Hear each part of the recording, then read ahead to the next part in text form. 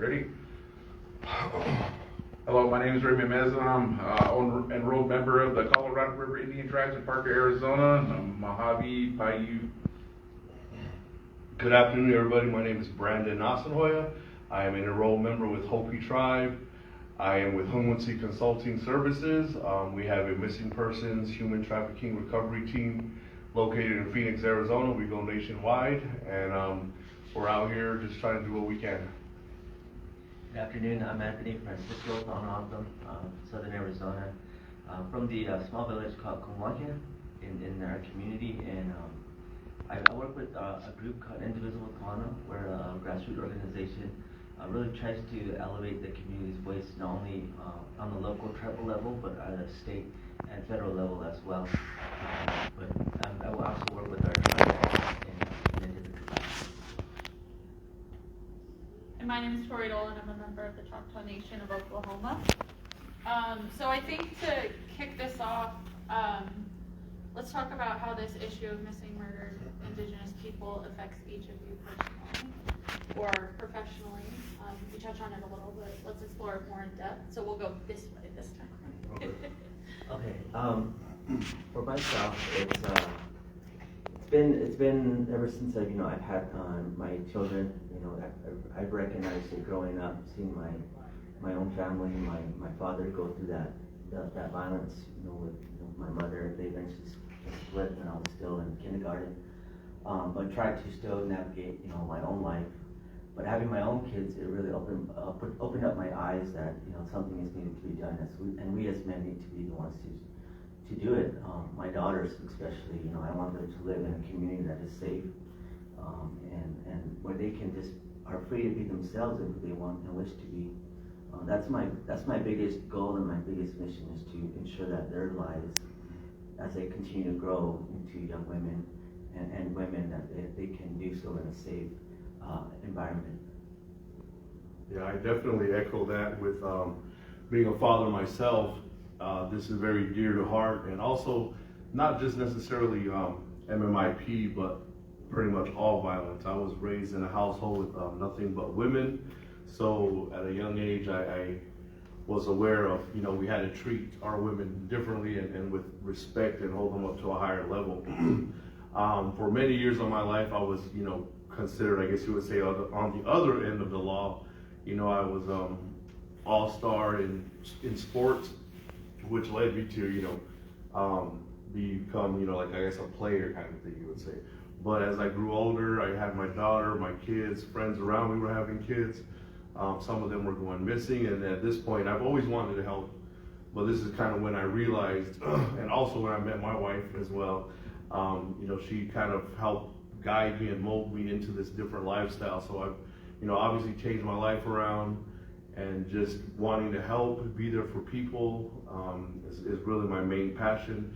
And that's kind of how, with my differences growing up and, meeting with my wife, how it all culminates to a great team.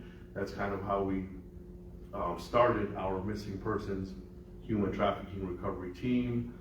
We go out there to the communities as well, and we search for missing people. So that's kind of how I'm really tied into it, and it's just something that's dear to heart and will always be.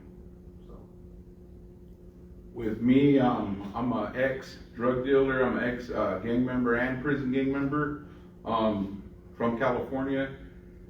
So I know how the mafia operates. I know a lot about how the drugs get to the streets. I know how all the gang politics work. How it affects me is, in 2016, my sister Cynthia was murdered, and she wasn't just murdered. She was tortured. She was brutally murdered over a $500 debt. And at that time, I had already made a choice. I was already about 35 years old, so I had already made a choice that I was going to change. That I had already dropped out of the gang. I left the prison gang and the street gang, and to serve Christ. And then this happened, and when this happened with my sister, it just sealed it that I had to do something. And what at the time, me being an ex-drug dealer, and me, I did a lot to destroy the community that I live in, and I didn't think anybody would help me. But when when I finally went out for justice for my sister, I mean, I made a big impact. I mean, so many people were willing to just drop what they're doing, and I made it further than cops did in the search for justice, because a lot of people that were submitting information were submitting it to me, tips and stuff, because they didn't feel comfortable with the cops. They trusted me more than they did the cops, and and we worked with the FBI, and we gave all information to the FBI, and through it, we started it was a first march, and a first community march against violence and drugs, and hundreds of people came to a little reservation, and people from all over, as far as Banning, California, from Yuma, and we seen that people want change. And what got me was, I didn't feel like I deserved anybody's help because of the lifestyle I live. But when I asked for help, hundreds of people came to help me, and it was awesome. And it gets overwhelming to know that there's so much good out there, and so many people just like me that were hurting. And when they came to help, it just lit a fire. And when the murderers of my sister were both caught, and the $15,000 reward that was posted, the person who helped convict the murderers refused the money. So it was about doing the right thing, and that led an example to me to do the right thing.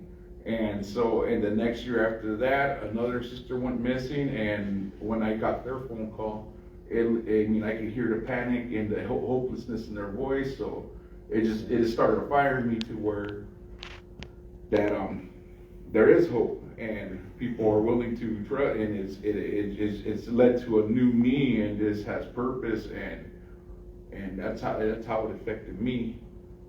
I just kind of want to echo what Raymond was saying, as far as, we come from a different lifestyle, and being in the community and not being affiliated with the police, but being individuals that actually want to make change and are able to make a difference. Like he said, people accumulate to us and share information that normally other people wouldn't normally get. And that kind of is what makes us unique. And so you don't have to be a law enforcement officer to make a change. As long as you're willing to change within yourself, for your community, and for yourself, it's going to make a world of difference no matter who you are and what you are. And that's kind of one thing that I like to preach on, is that, second chances, third chances, fourth chances. People, especially men, we're most of the times the perpetrators, but we definitely need those chances, because a lot of us are hard-headed, especially this guy. but that's just things that we need as men, and we think differently than women do, and just being a man, you don't want to always admit you're wrong, or that you have a problem, or you have issues. And so being able to finally understand and accept that for your community and for yourself will go a long way. So each of you have talked about family and community, and we know that Indigenous communities are close-knit and have been since time immemorial, and have extensive kinship networks. And so from your perspectives, where do you think that we have the power to harness community? How can we harness it in our tribes? And how do we start talking about this issue from a male perspective and start these conversations?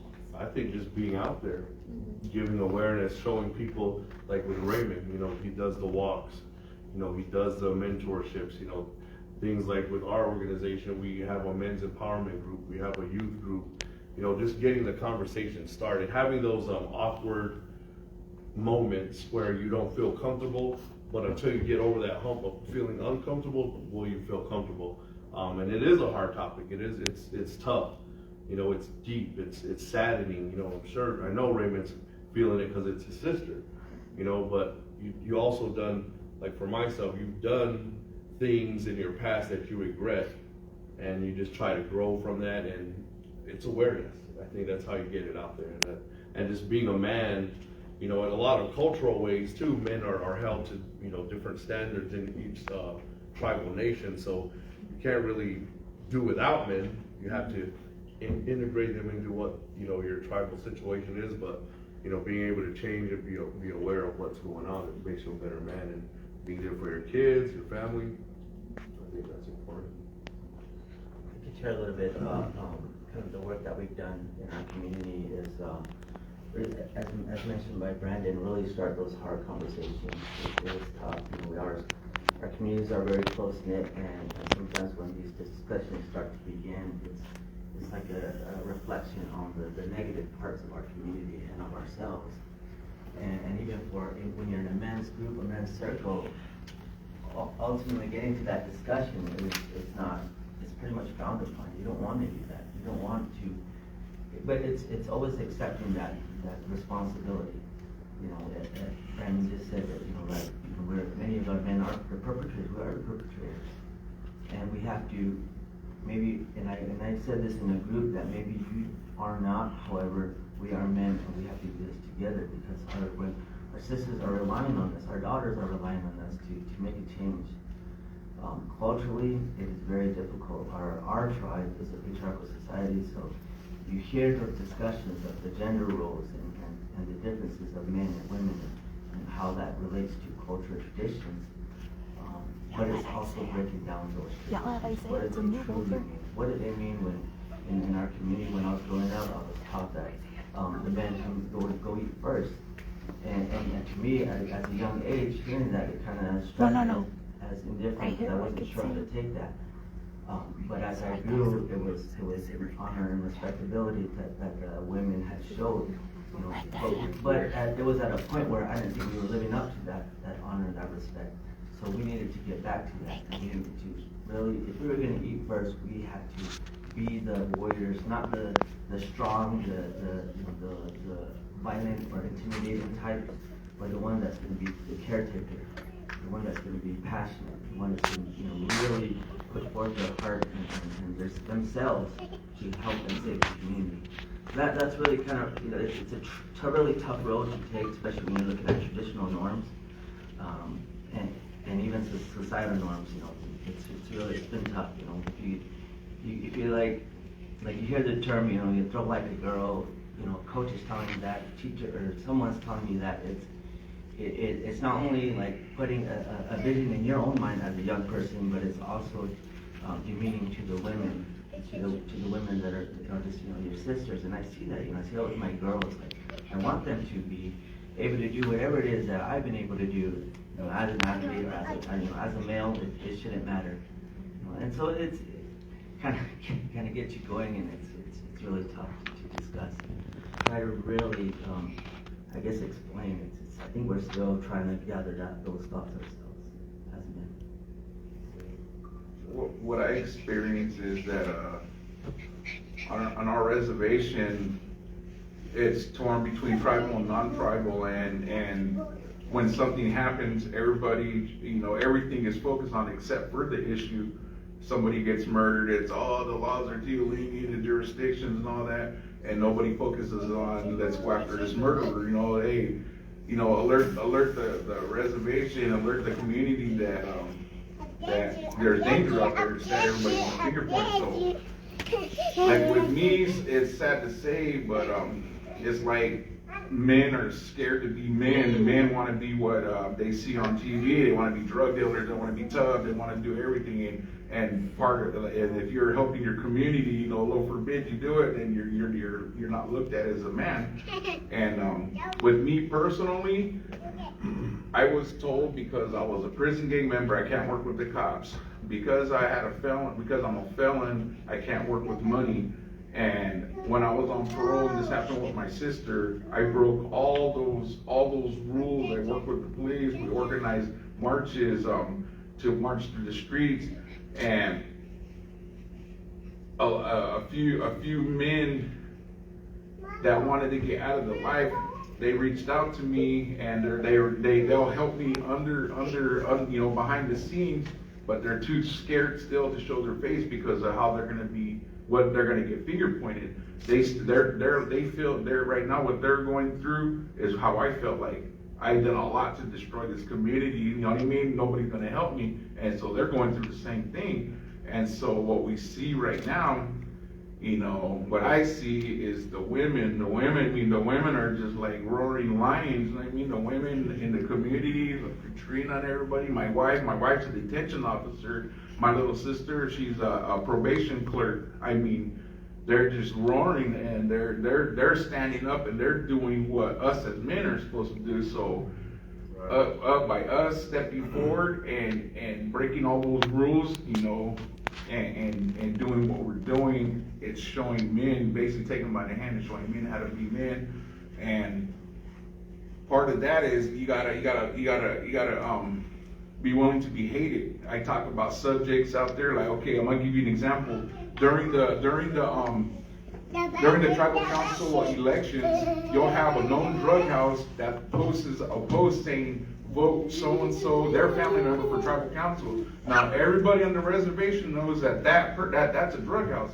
And they know they're saying, this known drug house is openly saying, hey, vote our family into the tribal council, and nobody says nothing. It's like it's calloused over. It's like they look at it like it's normal, and it's not. So I'll point it out, and I'll be like, I'll take a picture of that house, and I'll be like, look, you got your local drug house wanting you to get their family member in, and because I pointed out something that has been known all this time, and because I pointed out, and now non-tribals see that I had said something about it, then they look at it like I'm the problem.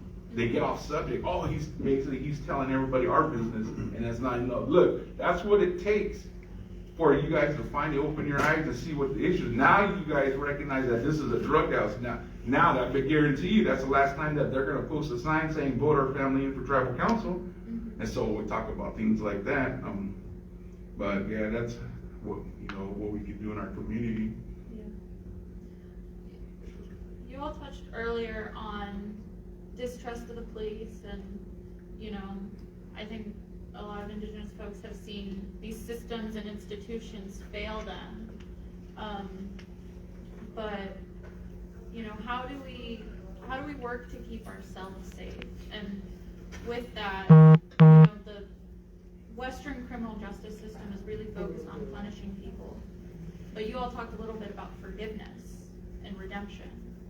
And so how do we incorporate those themes into this conversation? How do we pursue justice from an Indigenous lens? When they caught my sister's, well, I'm going to talk graphic right now. So my sister was stabbed 17 times. She was beaten. They shaved her head. They drew all over her breast. They beat her. They wrapped her in plastic, and they threw her in a canal where she finally succumbed to the water. She didn't die from her. I've been shot and I've been stabbed myself. She been stabbed 17 times. Over $500 of meth. And we were mad. That's why when the FBI and the police told me to go into more of my family, I could hear my mom crying, and I'm the only boy. And I was like, no, you know what I mean? I'll mourn later. Let's go get them. And I didn't even know how to start, so we just started by posting reward posters. But we ended up getting both killers were caught. They were caught, and during the trial, we could have pushed for the death penalty, but we made a promise on our faith that we ourselves are not going to become murderers, because it's a cycle. You know what I mean? We just go out for vengeance, and what are we teaching? What am I going to teach my son? So we took the death penalty off the table. We took the death penalty off the table. We didn't pursue it, and we settled for the 25 years. And because we ourselves didn't want to leave that courtroom with that anger and that in us, we already went through it. We already felt the pain. We've seen her body, and it's devastating, and it's a hopeless feeling. But we didn't want it to go on any further after that.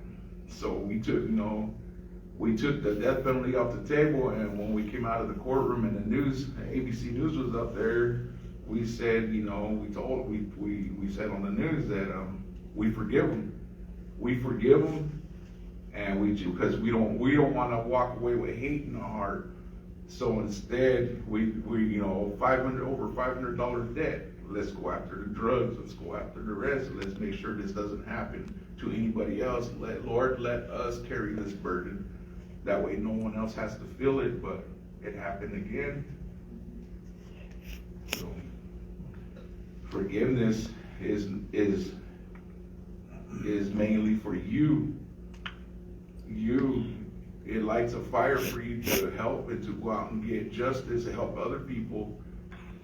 But if you're just going out there to help people because you want to see other people get caught and get the death penalty, I mean, if that's, you know, it's just gonna turn into a cycle of hate to me, you know, that in my opinion. And me and my family, like I said, we just chose not to push. So we chose to forgive.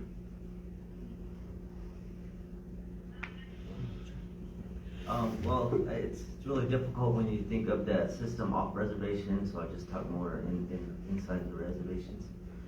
I think what we've done as a group with individual Tohono is that we try to put ourselves at the seat of those tables.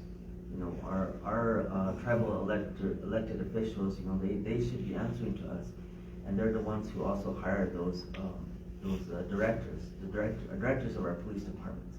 We have to ensure that they're looking at focusing on hiring community members, so that it's a community force and not an outside agency trying to pose as our tribal police department.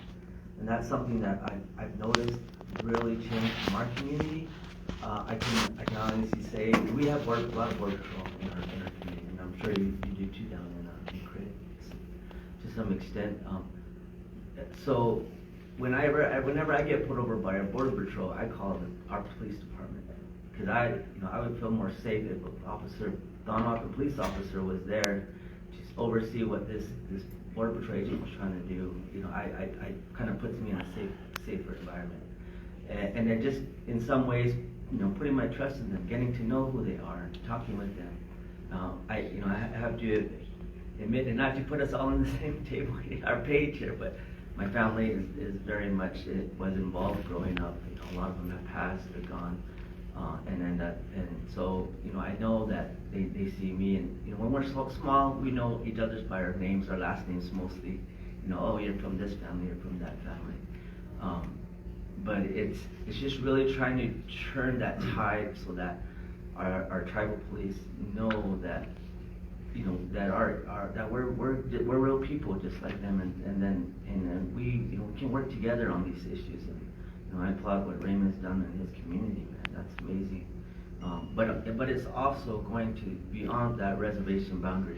I think this is a great example, being here in the state capitol and putting these issues right on these tables, right in those seats, and in this building that we're sitting in. So that's a great example for pushing beyond those reservation borders. Yeah, exactly. For missing and murder specifically, I think our tribal police, and just speaking tribal only, they need education. They need to be aware of what encompasses missing and murder. You know, they need more training. Obviously, reservations are vast. You know, you have hundreds of miles of acres, and you have maybe 2 police officers. You know, they can't cover everything.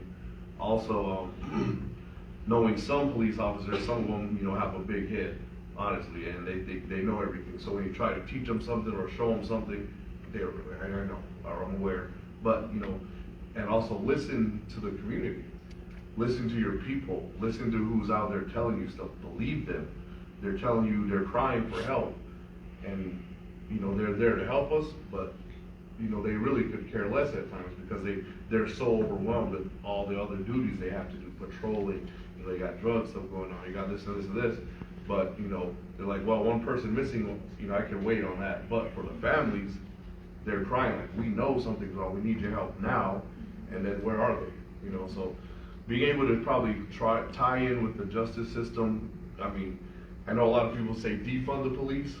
Maybe fund some of the reservation police so you get some money so you get more police officers out there. Maybe create community, you know, organizations that will actually go out and help, you know, search teams, create those in your communities, and those just little things like that will take you a long way. We've seen from experience, doing these things with our organization, you know, we've seen a lot of these things firsthand, so it's helpful. just wanted to add one more thing. We also looked at our tribal justice system, you know, that the police make the arrest, but then ultimately they're gonna be tried in front of a judge. That's a, you know, separate branch of, separate entity. So we also look at those judges, who is our tribal community hiring as our judges, and what are the laws based on? Are they based on Western civilized laws, or are they based on traditional laws? Updating the codes. Yeah, updating codes, and even looking at more behavioral health measures rather than stick them in jail. You know, how can we help them? You know, they have an issue, they have a problem, and they're crying out, but we're going to just throw them in jail, and that be it. So it's also trying to look at that aspect of it as well. Yeah, rehabilitation for men. We have a friend out here, Franz Beasley, who's big into helping men that get out of, you know, prison and helping them to get back on their feet. You know, that's rehabilitation, teaching them new things, and it's big. That'll go a long way. Yeah. So there was a bit of talk about, you know, sexism in the world and how it impacts kids. I just want to ask, you know, what age do you think that we should be talking to young boys about their role and these issues? And if you could say something to every young Indigenous boy about this issue, what would you say? Wow, that's you know, as soon as you can, start talking to them as soon as you can. Really, the youth are our future. You know, once we can affect them, affect their change, the way they think, by the time they're our age, hopefully they'll shade that off and start teaching their children, and by then we'll break that cycle. You know, just letting them know, you know, women are sacred, women are precious, treat them well. You know, that's your mother. Even when we're out there as men, you know, try not to objectify women, you know, looking at them for certain reasons, but, you know, understand it could be your daughter, you know, someone's looking at or doing whatever to your sister, your mom. And if you think of it in those aspects, you know, that'll help to change our mentality as well. Because men, we're crazy. Our minds are quick to change and look at other things. And so if you can start teaching them young, I believe, I mean, you said an age, I would think, God, 8, you know, I mean, but obviously you start talking to them earlier, but, you know, between 8 and 13, you start really affecting their mind and their change at that time.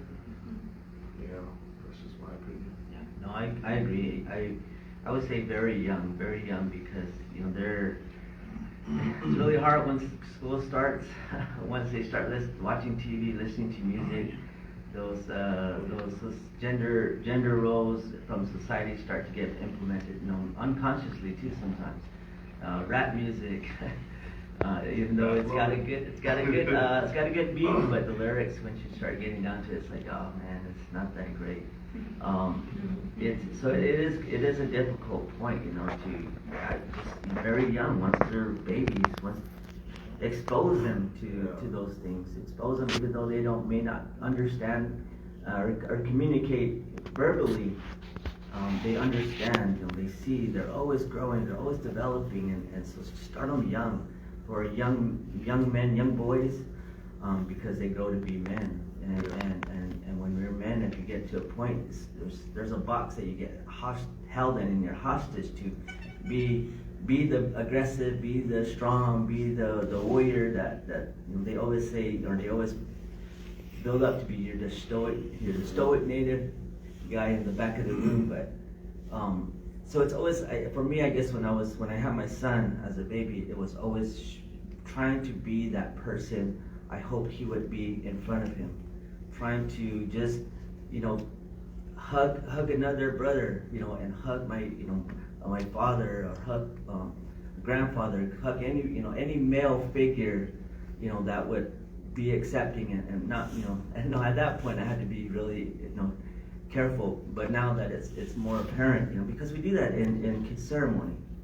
To our brothers, we hug them, you know, we tell them that we love them, but that language and those gestures oftentimes don't move out of those ceremonial circles, and it's just pulling that and just displaying it throughout your, you know, in your everyday life. And if you're not, I didn't grow up with ceremonies, but I learned them later in life. But thankfully, you know, it was about that time my son was born, and I was able to show him a lot of that. a lot of that love and give him that love myself. Tell him how you love them.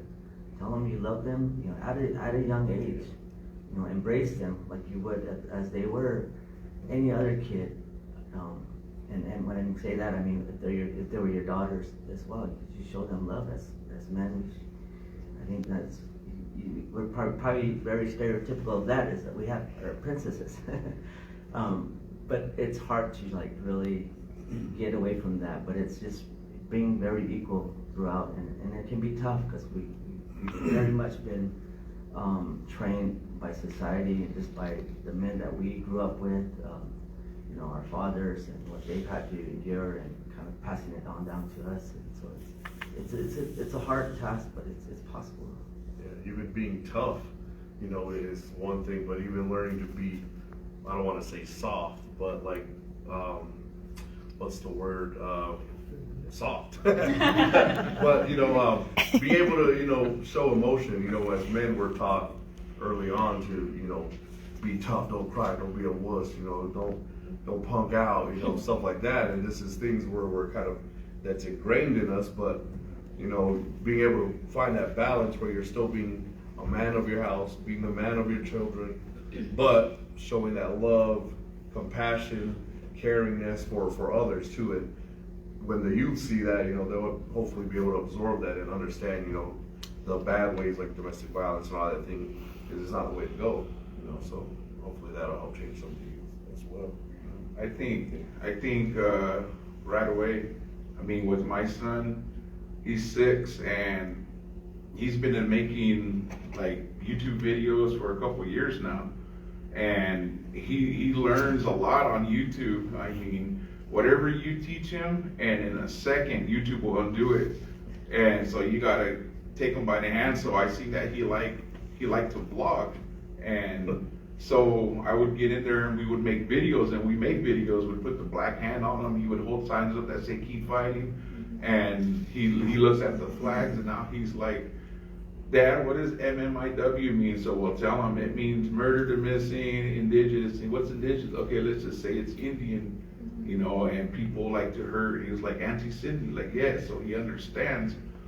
And but like I said, just watching a couple YouTube videos, it can undo it all, and that's what they're talking about. The Western, you know, traditions and stuff will come in, and that's what it does. Because when the kids are on YouTube, they open the door up to everyone's tradition around the world. They can see what everyone believes in, and there's songs, there's kids songs and stuff on there that we'll overhear, and we're like, what the heck did they just say? And we'll play it back, and we'll just like, no more of that. And we're not listening to this, and this, and it's almost narrowing down to where you can only watch like 1 or 2 videos, but he likes to do things. He likes to draw, he likes to make videos, and you just gotta see what's your child's currency. When he's at 5 years old, when he's at 6 years old, when they're at 4 years old, what's valuable to them? You know, what character, and you just, you know, take that character and you just spend time with them. And one of the main things is, like my wife used to do when he was a baby, she would take him by the hand and show him. And the way I could take him by the hand and showing him is by me respecting my wife, me respecting my sisters, my neighbor, everybody, and then he'll learn. And that's how he learns. Be respectful, open the doors, teach him to be a man. And, you know, even at a young age, and there is no set age limit, but you know, I would say right out the gate, because there's a lot of influences out there that can undo whatever you teach them. It can get it done in a day or 2. Yeah. So right away, I'd say. Real quick, I noticed everybody kind of mentioned tradition.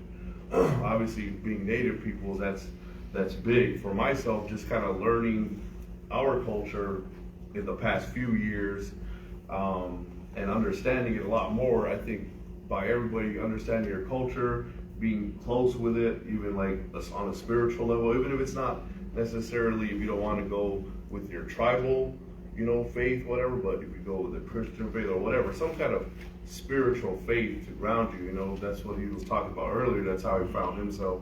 And, you know, a lot of people find guidance through that. And if you're able to have some kind of faith in a higher power, you know, give yourself up to it and respect it, learn it, treat it, you know, like all, and you know, it'll help us all get through, you Because I hear everyone, we all kind of say it, you know, tradition, and it's right, it's true, you know?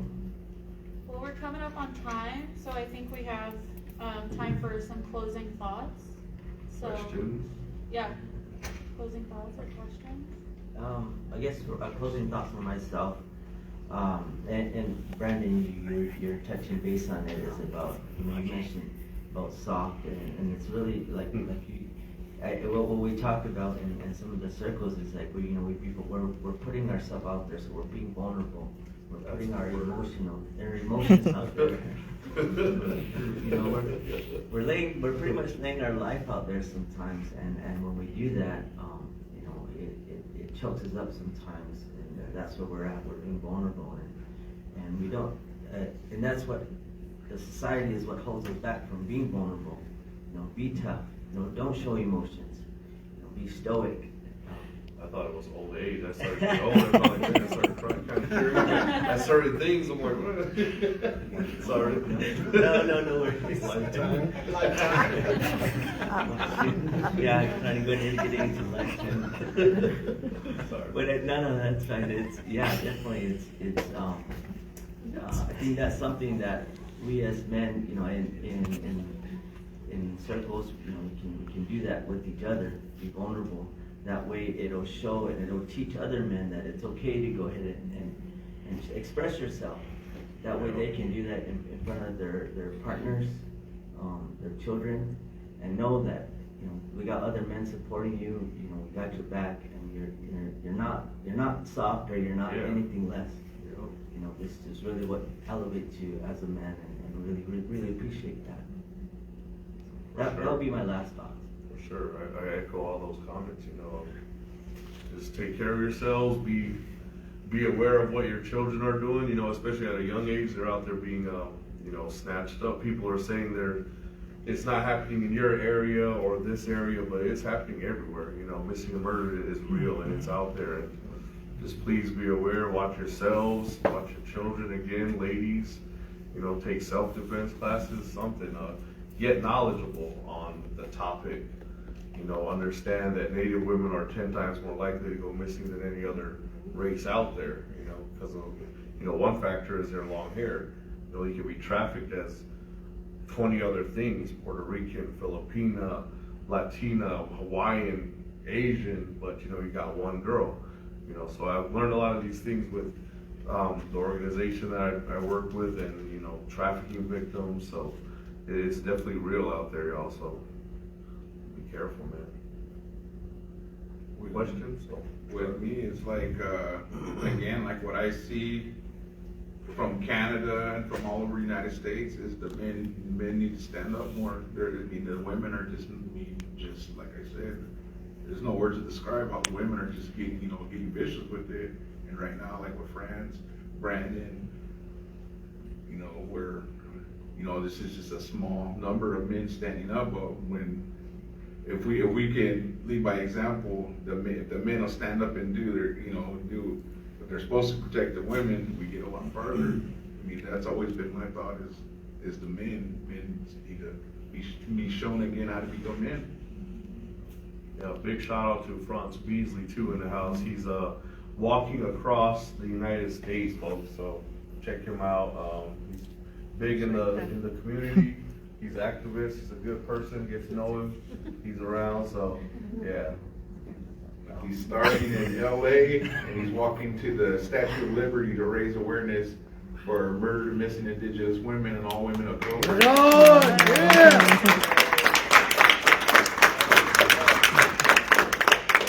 I'm gonna get you guys for embarrassing. These people to walk with him. What was that bear that was walking too? Sun bear? Yeah. Bearson or Bearson?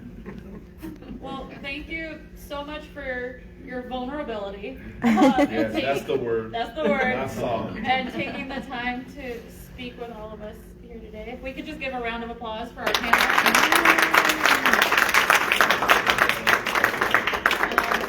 So please take the nuggets of wisdom home, have these conversations at home and with your young boys. And I'm going to ask that you sign the sign-in sheet before you go so I can make sure I did my job well. But thank you all so much. Thank you. Thank Anyone you. have Thank questions you. out there? Yeah, any questions? Where's the freight Rachel? If you find out, let me know. Yeah. We're calling on you right now. Yeah, question. Yeah, I had a question. So are you finding that, some of the MMIW women that, the vast majority of them, are they being, kidnapped? You know, is it mainly their tribal members, or do you find that it's mainly non-native people who are doing that? It's really tribal members most of the time, but you got different variations. You got non-tribal coming on to tribal.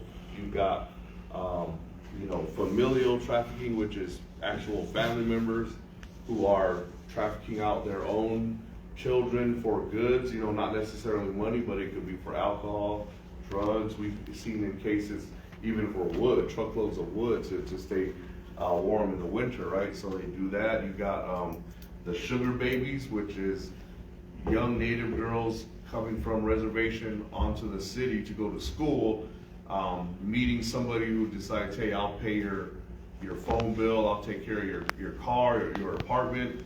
But now they're not necessarily being trafficked, but they're being used, and they stay with this person, so they can get those things paid for.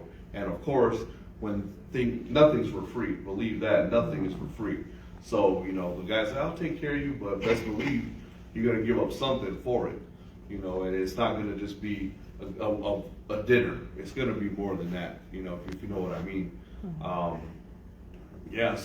I hope that answers your question, but yeah, Native women it's happening. It's really happening. So, a lot of people don't want to believe it, like I mentioned earlier. So, good question. You guys talked about the tribal and non-tribal. Like, how can you or anybody else, or how could they be accountable for not doing their job? Like, they're sitting there on the police force saying that they're there to protect and serve, but when the duty does come to protect and serve, they don't. And it's like a slap in the face. Like, well, my cousin, when she went missing, we tried to file a missing person report. The officer, you know what the officer said? Maybe she doesn't want to be found. She's old enough. And that's an excuse that's used all the time. And I'll answer this really quick, but I think that's where the community and these organizations and all social media help. Whip your phone out, ask the question on the phone, see what they tell you. Hold them accountable too, because they're there to protect and serve us, right, as community members. And this is where I think we have a leverage on them. And again, granted, they're working. You got to understand, a lot of them too have a lot of stuff they got to do. Again, but they could also be mindful and pay us some attention as far as in those situations. Just holding them accountable. But don't bash them either. I know it's hard. And I'm not necessarily taking up for them either, but we gotta understand that. I know some people are like, F the police. I hear you on that, but they're trying too. So somewhere we all gotta find that middle ground to work together. With our organization, we work in conjunction with the police. We are not police, best believe, but we do have to let them know what we're doing, where we're at. If we find something when we're out on our searches, we have to have them, come bag and tag the evidence. A lot of times they're not even there with us when we do that.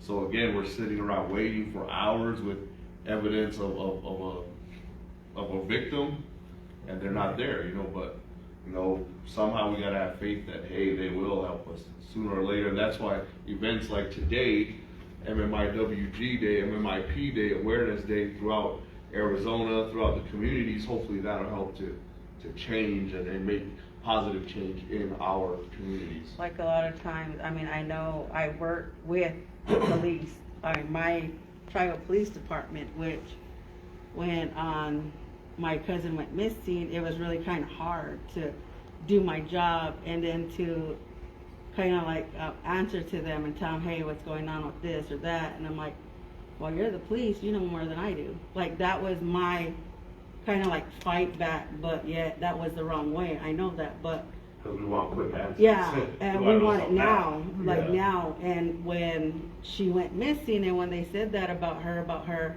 maybe she doesn't want to be found. And how do you know that? Like, you don't know her like how we do. Like, she'd always call somebody within the family. Like, she never went without texting, calling, telling us where she was at.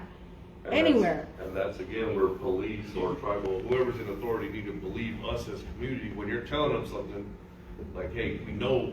I know where there is this Something one wrong. officer that he doesn't work with the police department anymore, but took that one officer to say, how can I help you? What There you could I go. do to help you? But he don't work there no more.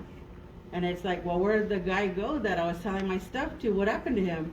They're like, oh, that's something different. We can't tell you about that. That's, I was like, yeah, but he's somebody that we, trusted and told everything to. And he said, how can I help you with this situation? And then later on, a couple of days later, oh, he don't work for the police force anymore. I'm like, well, who do we give our story to? Yeah, we really pressured our tribal leaders that they needed to focus our community, our police department to be community policing and not just policing. Walking up to a situation, with an open mind and open heart. Like, even with the investigator, he said the same deal too. Like, oh yeah, we'll get on it. Yeah. I'm like, but what are you gonna get on? Like, she's already dead. Like, what can you do? Like, that's what we want to know. But he's like, oh, we'll get on it, whatever. But nothing never came about of it. I mean, all they told us was that they ruled her death as a meth overdose, which it was kind of weird because of the fact that she had no eyes. She had her 3 fingers cut off. You tell me that's a meth overdose with 2 underwear on? In a shallow grave. Yeah, In a like- field that's like, it Like- takes effort to get out there. It's Yeah, It's it's a like- field that has canals, you gotta drive, and it's like, Yeah, okay, somebody just walks out there to get high. and dies. So, yeah, there was a lot of unanswered. Yeah. Thank you. Royalty in the house. Thank you, ladies, for coming out. You guys have any questions? No, you good? All right. Yeah, thank you guys. Thank you.